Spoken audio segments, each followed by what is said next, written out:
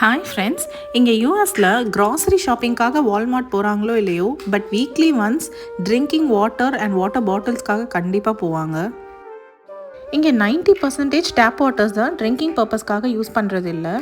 இந்த மாதிரி water bottles தான் வந்து பர்ச்சேஸ் பண்ணுவாங்க. 35 to 40 counts of ½ litre bottles வந்து நம்மளுக்கு ஒரு $5.5 to $6 வரைக்கும் கிடைக்கும்.